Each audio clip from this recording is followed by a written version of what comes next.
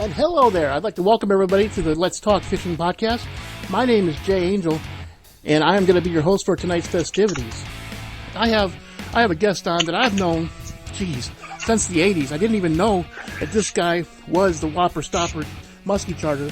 I went to high school with him. I mean, we've drank a few beers together, but we've never fished together. But anyways, I have none other than Matt Firestein. How you doing tonight, Matt?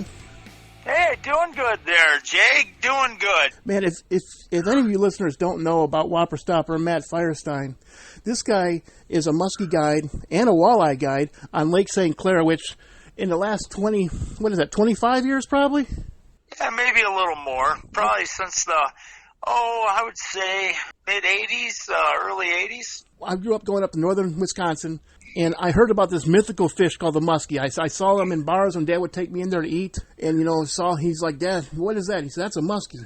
Well, can I catch one of those? He said, that's a fish of 10,000 casts. Well, it's not a fish of 10,000 casts on Lake St. Clair.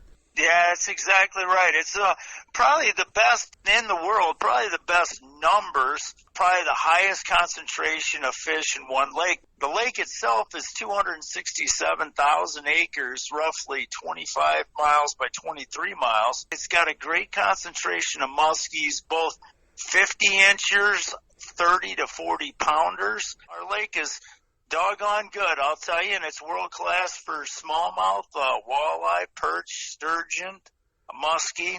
It's a pretty incredible fishery. I'm looking through your highlights, Matt.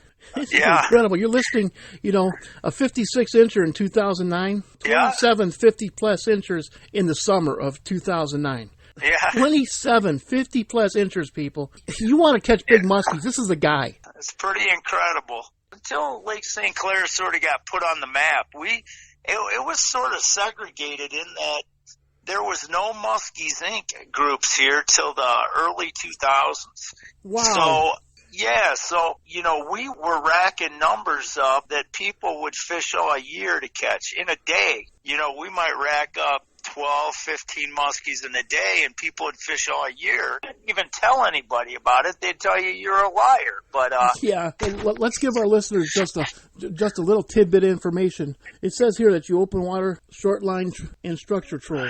You know what I do? I have done everything. I fished from east of Montreal over to Winnipeg, from Loch Sewell down to West Virginia, using all sorts of different techniques, from, structure trolling where you're whacking rocks up on the Canadian Shield in the fall, to short line trolling in the spring on the reservoirs in Ohio, Kentucky, Pennsylvania. Open water trolling is what we do a lot on Lake St. Clair, but then as well, casting, jigging. We utilize a lot of different techniques to get them. So it really doesn't matter if somebody has never casted for them. I've got all the best gear. I can teach you how to cast. I've been doing that for 30 years. And if somebody's, older people or young kids or families get together, we go out and troll for them. And that's a fun technique too. Those are the two primary ones. Now, the jigging part of it, early and late in the season, and you can get them in the summers too, but the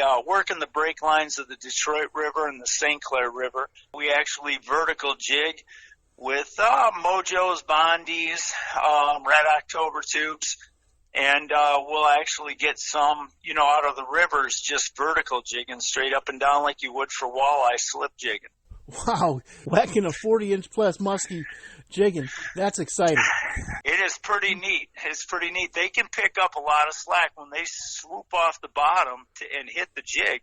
Sometimes they'll come up, 4, 5, 6 feet. So wow. They'll slack you 5 or 6 feet. And, so then you got a reel like mad, huh? Oh, my gosh, yeah, because those jigs, and you know it right away because the jigs are heavy. Jigs are, somewhere around 8 or 9 ounces a piece. 8 or 9 ounces? And we crank that drag all the way down because we got to set the hook. Whereas, like trolling, you got a, 4,000 or 5,000 pound boat set in the hook. So leave a little drag, but it is a whale of fun. So it's just a tug of war. Yeah, and now a real big fish. Now my two biggest muskies came out of Mille Lacs, heaviest. They rip drag. I could not pull drag out by hand, and they rip drag out.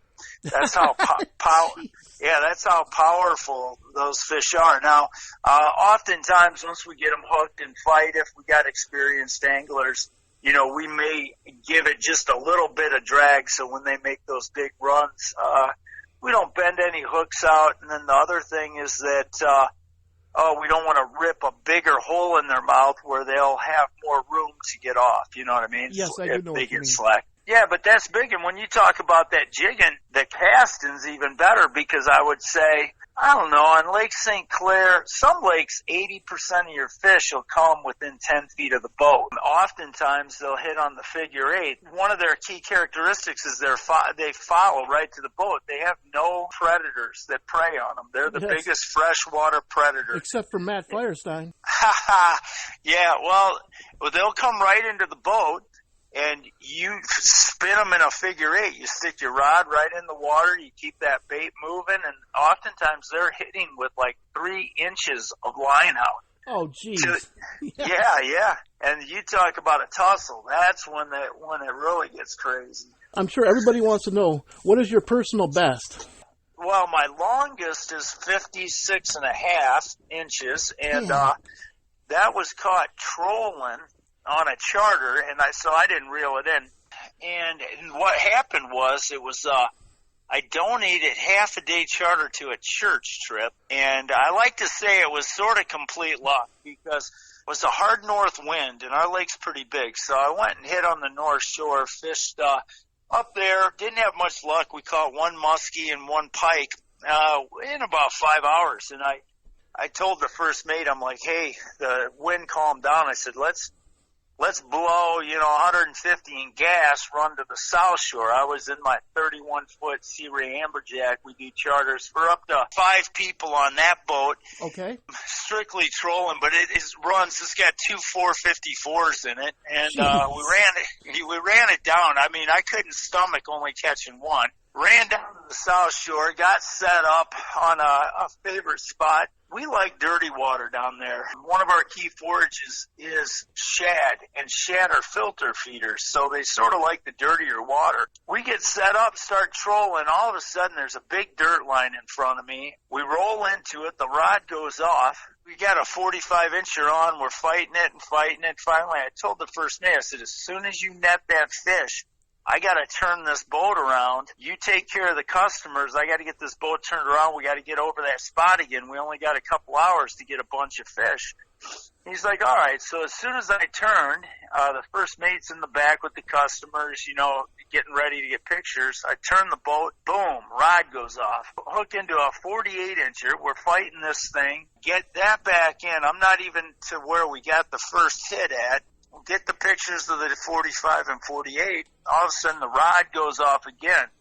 So we're fighting that one. I slow the boat down. I had a spanky bait, hardcore, heavy-duty, big bucktails. Yeah, they use a 41-gauge blade. It won't cavitate. It won't bend. It's very thick, and 71-gauge wire. It's almost like bicycle spoke. Anyways, I slow the boat down because we're fighting this fish. Now I'm going into the wind. The outside rod just starts zinging line out. And my first thought was, oh no, that bucktail went down to the bottom and snagged bottom. Well, I grabbed the rod. As soon as I did, I felt the fish. We fought it for a long time, 56.5, and a good donation to a good cause. Wow, 56.5. Did that thing go 40 pounds? No, actually we weighed it in and on certified scales. We put it in our live well, ran it in front of 30 witnesses wanted to see this.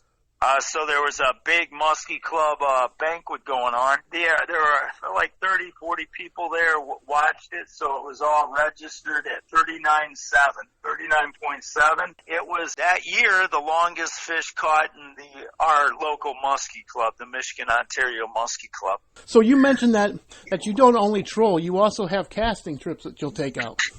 Yeah, I've got a $140,000 Everglades boat.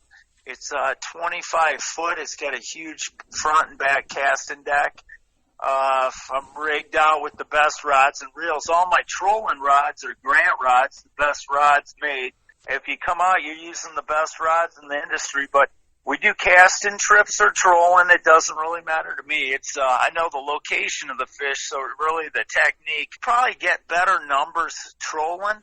In Michigan, we're allowed 3 rods per person here, and then 2 rods per person in Canada. And 2/3 of our lake is Canadian. Yeah, please, guys. This guy is a very popular Musky guide. So, book early, book often, just like Chicago voting. That's for sure, Jay. That's for sure. Well, Matt, I really, really thank you for taking the time to be on my podcast. Sounds great. Thanks, Jay, and thank you guys. Come on up to Michigan and enjoy our fishery up here. And God bless you guys.